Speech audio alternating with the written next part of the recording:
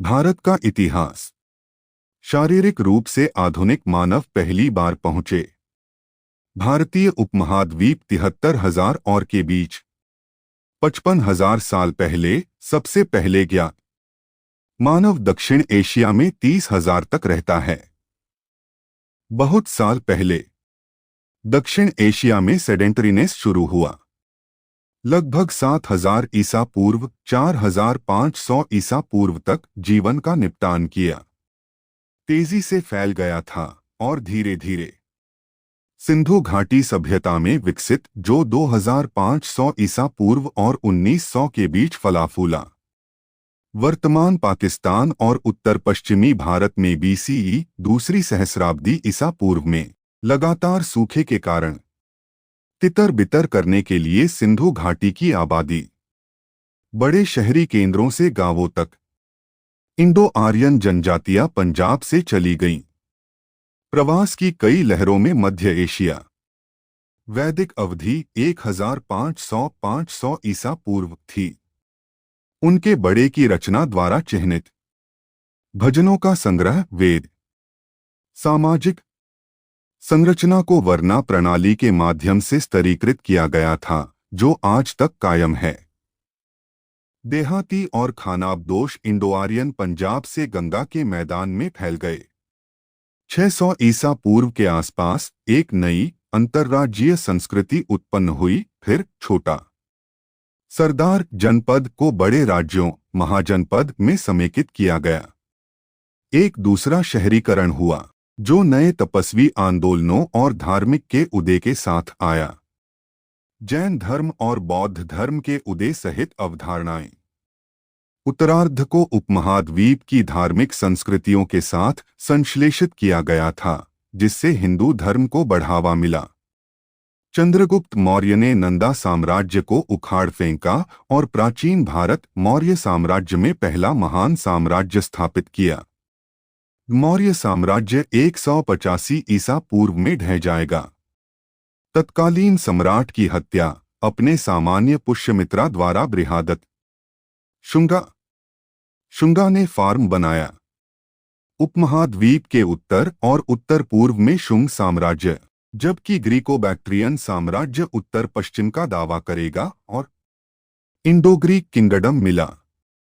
4वीं से 6वीं शताब्दी में गुप्ता साम्राज्य सहित भारत के विभिन्न हिस्सों पर कई राजवंशों का शासन था।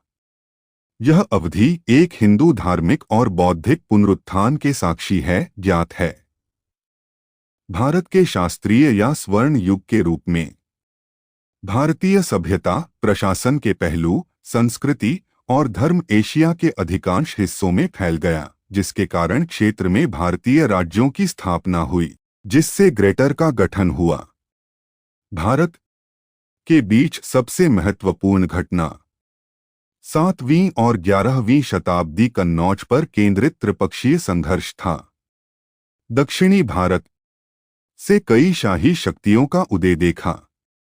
5वीं शताब्दी के मध्य में चोला राजवंश ने 11वीं शताब्दी में दक्षिणी भारत पर विजय प्राप्त की। प्रारंभिक मध्ययुगीन काल में हिंदू सहित भारतीय गणित अंकों के विकास को प्रभावित किया।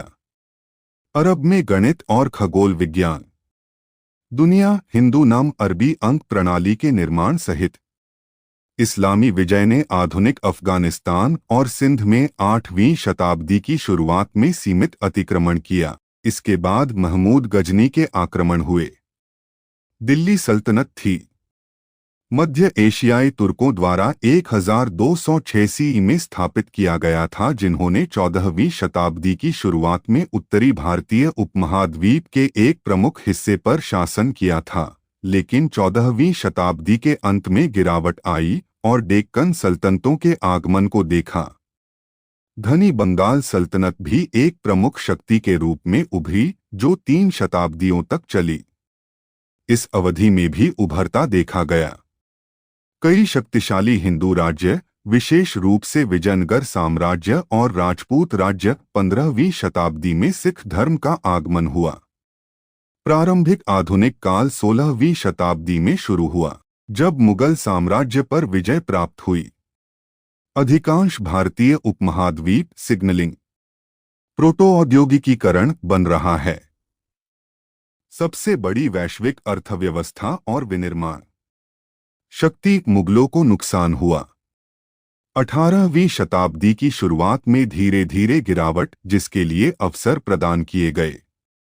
मराठों, सिखों, मैसूरों, निजामों और भारतीय उपमहाद्वीप के बड़े क्षेत्रों को नियंत्रित करने के लिए बंगाल के नवाब 19वीं शताब्दी के मध्य से लेकर 19वीं शताब्दी के मध्य तक के बड़े क्षेत्र भारत को धीरे धीरे ईस्ट इंडिया कंपनी द्वारा एनेक्स किया गया, जो एक संप्रभु शक्ति के रूप में कार्य कर रहा था।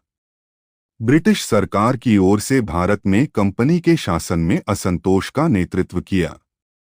1857 का भारतीय विद्रोह भारत था। बाद में ब्रिटिश क्राउन द्वारा सीधे ब्रिटिश राज में शासन किया। प्रथम विश्व युद्ध के बाद महात्मा गांधी के नेतृत्व में भारतीय राष्ट्रीय कांग्रेस द्वारा स्वतंत्रता के लिए एक राष्ट्रव्यापी संघर्ष शुरू किया गया था। बाद में अखिल भारतीय मुस्लिम लीग एक अलग मुस्लिम बहुल राष्ट्र राज्य की वकालत करेगी। ब्रिटिश भारतीय साम्राज्य का विभाजन हुआ था।